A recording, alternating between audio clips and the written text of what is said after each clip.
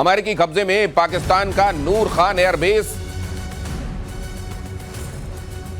अमेरिकी एयरबेस से सामान निकालने में जुटा है। अमेरिका एयरबेस से सामान निकालने में जुटा हुआ है। ये नूर खान एयरबेस को लेकर लगातार ये बातें सामने आ रही हैं कि अमेरिका का यहां जबरदस्त इंटरवेंशन था और अमेरिका एयरबेस से अपना सामान निकालने में जुटा हुआ है। रावलपिंडी से 10 किलोमीटर दूर ये नूर खान एयरबेस। पाकिस्तान सेना को भी वहां जाने की इजाजत नहीं है। कहा जाता है कि अमेरिका का कंट्रोल ऐसा है यहां पर कि पाकिस्तान भी वहां उससे पूछ कर जाता है। तो इसको अमेरिका का एयरबेस गिना जाना चाहिए या पाकिस्तान का? यह भी एक बड़ा सवाल है। 10 मई को भारत की ब्रह्मोस ने इसे बनाया था निशाना।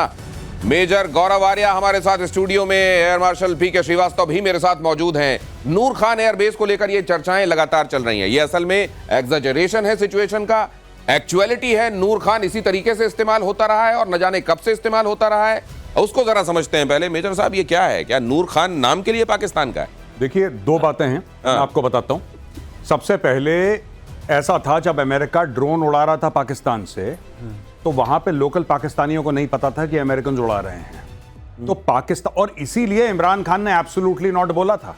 इमरान खान से जब अमेरिकन ने बेस मांगा था, इमरान खान ने मना करा था। उसी के चक्कर में उसकी सरकार गई है और आज वो जेल में सड़ रहा है। पहली चीज। दूसरी चीज मैं आपको बताता चलूं कि नूर खान बेस में अमेरिकन हैं कि नहीं, वो तो जब प्रूफ आएगी तब पता लगेगा। लेकिन अगर वहां पे अमेरिकन हैं और अमेरिकन एसेट्स हैं, तो आप डोंट बी सरप्राइज्ड। देखिए, पाकिस्तानियों के पास क्या है दिनेश भाई दुनिया को देने के लिए, तो बताइए क्या है? They have nothing. बस बिचौलिए का काम कर लिया। पाकिस्तान, जैसे मैं अक्सर कहता हूं, ये जैसे डीएनडी है ना, आप डीएनडी दिल्ली से नोएडा, नोएडा से दिल्ली जाते हैं डीएनडी। पाकिस्तान एक चुंगी नाका है। पाकिस्तान इज अ चुंगी नाका स्टेट। 20-25 रुपए दो, पार करो, आगे चलो, बस दैट्स इट। और इनकी कोई यूटिलिटी नहीं है दुनिया में। अगर नूर खान में, मैं फिर अगर कह रहा हूं, अगर नूर खान में अमेरिकन हैं और अमेरिकन ड्रोन्स हैं या फाइटर जेट्स हैं, डू नॉट बी सरप्राइज। आप ये कह रहे हैं कि 20-25 रुपए में अपनी सॉवरेनिटी को ताक पर रख देने वाला मुल्क है ये? सर, इतनी गंदी बातें इनके लिए बोली हैं। ये फैमिली शो है, मैं बोल नहीं सकता। यू ऑल्सो नो कि अमेरिकन जो जर्नलिस्ट था, अमेरिकन वकील था वहां पे, और पता नहीं कौन कौन लोग थे पूरे कोर्ट रूम में। इन्होंने क्या क्या बोला था कि 10-10 रुपए में, जो मैं नहीं बोल सकता, बड़ी अजीब सी बात है वो। लेकिन ये पाकिस्तानियों के बारे में फेमस है। पाकिस्तानी अपनी गैरत कुछ डॉलरों के लिए बेच देते हैं। अमेरिकन का फोन कॉल आया, ये जमीन पे लेट गए, बोला मालिक कितने पैसे लगेंगे? पैसों की बात करो, अगर पैसे मिलते हैं तो ठीक है। इन्होंने बेच दिया होगा। इनमें इट्स नॉट सरप्राइजिंग अगर नूर खान बेच दिया। ऐसा फेक तमाशा देख, क्या इसका ओरिजिन पाकिस्तान को देखकर ही हुआ था? ये आप भी इसमें कुछ शुरुआत में टिप्पणी करना चाह रहे थे? ये कहना चाह रहा था कि ये जो इसकी सोवरेंटी आपने बात किया ना, जब सोवरेंटी होगी तब बात है। शमसी एयरपोर्ट का यूएवी के लिए पता नहीं कब से इस्तेमाल हो रहा था। वहां जब भगदड़ मची, हंगामा मचा आवाम में, तब वो बंद हुआ। तो नूर खान के बारे में भी यही है? नूर खान के बारे में आपको बता रहे हैं, वहां एसपीडी था, वहां वीआईपी। एसपीडी क्या है? Strategic plan division. मतलब वही कंट्रोल करते हैं जो इनके न्यूक्लियर वेपन्स हैं। अच्छा। और वहां कमांड कंट्रोल सेंटर था। अच्छा। और वहीं पर ट्रांसपोर्ट डिवीजन था। ओके। और वहीं पर इनका एक इंजीनियरिंग डिपो भी है। तो सर, एक बात खुलकर मैं आपसे पूछ लेता हूं आज, मेजर गौरव आर्य जी, कहीं ऐसा तो नहीं है कि पाकिस्तान को एक पोटेंशियल थ्रेट भारत के बगल में बनाए रखने के लिए असल में उसके पास कुछ एक पटाखे ऐसे दे दिए गए हों जिसको अमेरिका ने फुड़वाया हो, अमेरिकन ताली बजाओ हो, यहां परीक्षण हो गया, बम बन गया, बम बन गया, बम बन गया। असल में वहां बम जो है एक स्पूफ हो और वहां पर यह खुलासा हो गया और अमेरिका को इसी बात का डर लगा, इसीलिए फिर ये इंटरवेंशन की बात होती है या ये कहा जाता है कि सीज फायर के लिए इनिशिएटिव्स लिए गए। एक और थ्योरी है जो पाकिस्तानी सोशल मीडिया पे चल रही है, मैं आपको ये भी बता दूं। ये पाकिस्तानी आपस में डिस्कस कर रहे हैं, हमारी थ्योरी नहीं है, पाकिस्तानी डिस्कस कर रहे हैं। और पाकिस्तानी सोशल मीडिया पे ये डिस्कस कर रहे हैं कि भाई साहब, ऐसा तो नहीं कि जब यहां से इंडियन एयरफोर्स ने बम दागे और वो मिसाइल जाके ब्रह्मोस जाके नूर खान बेस पे लगी, उस वक्त अमेरिका का फोन आया कि बॉस हम यहां पे हैं, किसको मार रहे हो? ये भी लोग बात कर रहे हैं पाकिस्तान में कि असल में जो सीज फायर जो हुआ है, अब ये देखिए, ये सब सोशल मीडिया की चीजें हैं। तो अगर आप बोलें कि साहब क्या आपके पास प्रूफ है, तो इसका कोई वैसे गौरव जी, अगर वहां का डिफेंस मिनिस्टर सोशल मीडिया को कोट करके बोल सकता है, तुम क्यों नहीं बोल सकते? नहीं सर, क्योंकि मेरी क्रेडिबिलिटी वहां के डिफेंस का मतलब होता है रोशनी। बोल सकते हम लोग इस शो में, लेकिन देखिए ऐसा है। अरे सर, वहां के डिफेंस मिनिस्टर की मैं अभी दिखाऊंगा, वहां के बयान आपको सुनाऊंगा, उनकी कितनी क्रेडिबिलिटी है आप भी जानते हैं। नूर का मतलब होता है रोशनी। क्या वहां से वाकई ऐसी एक रोशनी निकल रही है जो खुद पाकिस्तान को एक्सपोज कर रही है? ऑपरेशन सिंदूर का एक और सबूत आया सामने, आतंकी अड्डों की तबाही की तस्वीरें आई सामने, बहावलपुर में जैश हेडक्वार्टर की ड्रोन फुटेज आई है सामने। हाँ, बताइए। ऑपरेशन सिंदूर में भारत ने 9 आतंकी अड्डे तबाह किए थे और बहुत सारे लोग तो ये कहते हैं कि पहले पाकिस्तान में, ये जरा देखिए इसको यहां डालिए, हम दिखाने की कोशिश करेंगे इसको। ये देखिए, ये हमले से तबाह, और ये तो बहुत अच्छे से ये डोम अब लोग पहचानने लगे हैं जिनको उड़ाया गया था और किस तरीके से वहां फिर एक के बाद दूसरी लाशें निकल रही थी। खुद ये मसूद अजहर कह चुका है कि मेरे कंधे जो हैं वो थक रहे हैं, ये इतने सारे जनाजे उठा कर और मैं लगातार रो रहा हूं वगैरह वगैरह। उसने बहुत सारी बातें की हैं, लेकिन लोग ये कह रहे हैं मेजर साहब जी, कि पहले वहां जो एक आध कथित टूरिस्ट स्पॉट हैं जी, पहले लोग वहां जाया करते थे देखने जी, अब मस्जिद सुभान अल्लाह देखने जाते हैं। हाँ, कि ऊपर जो ये आशीर्वाद दे रखे हैं 3-3 जगह। हाँ, तो ये जो नहीं, हाँ, वो यहाँ से झांक के देखते हैं कि नीचे क्या था, यहाँ पे क्या था। तो पहले ऊपर जाते हैं, वहां से झांक के देखते हैं कि नीचे क्या था। एक बचा हुआ है लेकिन अभी ये असली है नूर खान एयरबेस। उसमें से नूर गिर रहा है ऊपर से। हाँ, तो हाँ, यहाँ नूर आने की व्यवस्था कर दी गई है, यहाँ अच्छे से नूर पहुंचता रहे, प्रकाश आता रहे। लेकिन ये बहुत सारे लोग ये भी कह रहे हैं जी कि जब आप आतंकवाद को खत्म करने की बात कर रहे हैं, आपने इन आतंकवादियों को तगड़ी चोट तो दी है जी। इन आतंकवादियों की जो फितरत है, ये यहां से बड़ा असर्ट करके वापस लौटेंगे। अब इनके हौसले पस्त हो गए हैं, आने वाले दिनों में कोई इस तरह का काम करने से बाज आएगा, क्या होगा? देखिए, मुझे ऐसा लगता है कि ये फिर मारेंगे, इनोसेंट लोगों को मारेंगे, ये लोगों का धर्म पूछ के मारेंगे, ये ऐसी चीजें करते रहेंगे। ये ये सीखते भी है ना। कई बार पाकिस्तान ने प्लान बनाया, पाकिस्तान का 1965 और 1999 कारगिल में यह प्लान था कि जब हम घुसेंगे भारत के अंदर, जब हम अटैक करेंगे, तो कश्मीरी मुसलमान हमारे साथ खड़ा हो जाएगा और भारत के खिलाफ वो कार्रवाई करना शुरू कर देगा। तो कश्मीरी मुसलमानों ने दिखा दिया ठेंगा, बोला गेट आउट। तो पाकिस्तान का पूरा मामला फ्लॉप हो गया। अब इन्होंने क्या सोचा कि जब हम धर्म पूछ के सर पे गोली या छाती पे गोली मारेंगे तो भारत में हिंदू मुस्लिम फसादात हो जाएंगे। वो भी नहीं हुए।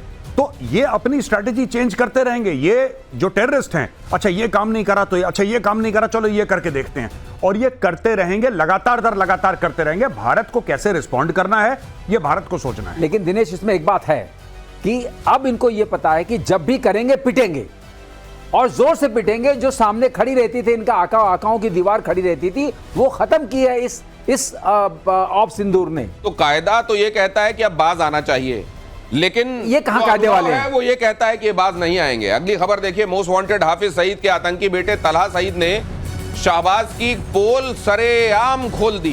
तो आतंकी तलहा सईद ने कहा, खुलेआम मुनीर आर्मी की सुरक्षा में घूमता है हाफिज सईद।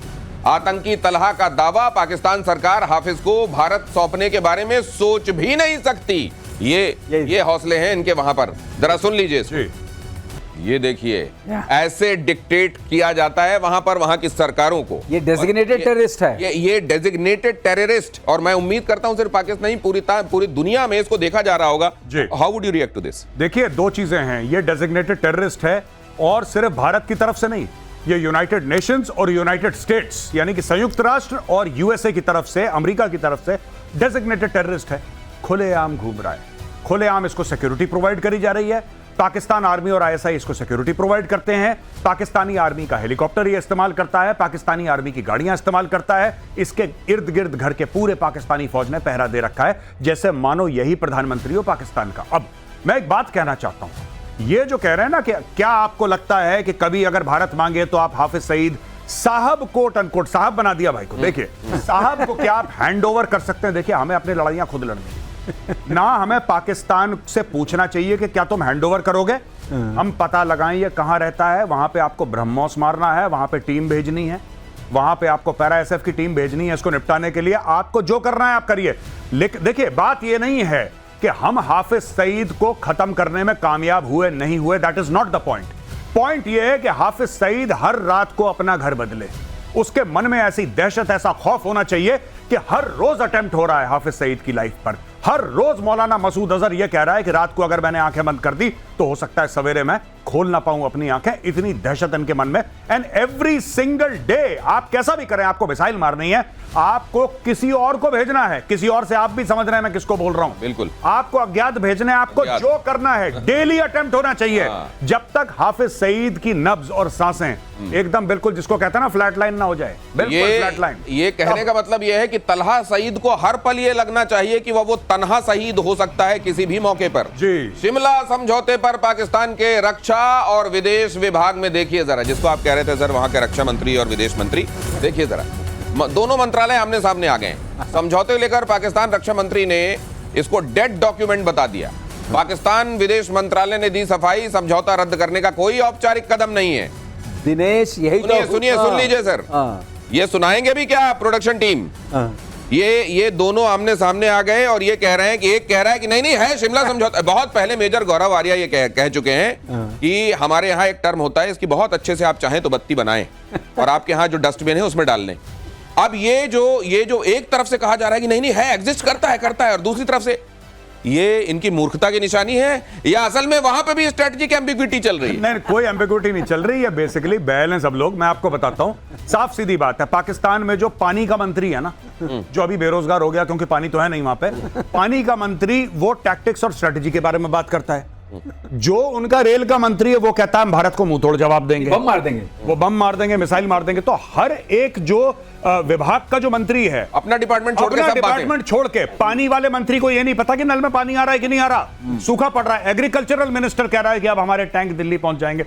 तो पाकिस्तान में ये क्यों होता है? ये इसलिए होता है भाई साहब क्योंकि पाकिस्तान की फौज सियासत में घुस गई है। फौज भी तो अपना काम नहीं कर रही। अब आज की तारीख में आप देखिए हुआ क्या है। ये जो कह रहा है ना, ये अपना ख्वाजा आसिफ कह रहा है कि शिमला मुआहदा जो है, अग्रीमेंट है, 1972 में साइन हुआ था श्रीमती इंदिरा गांधी और जुल्फिकार अली भुट्टो के बीच में शिमला में, पाकिस्तान के सरेंडर के बाद। 1971 में सरेंडर करा था उसके बाद।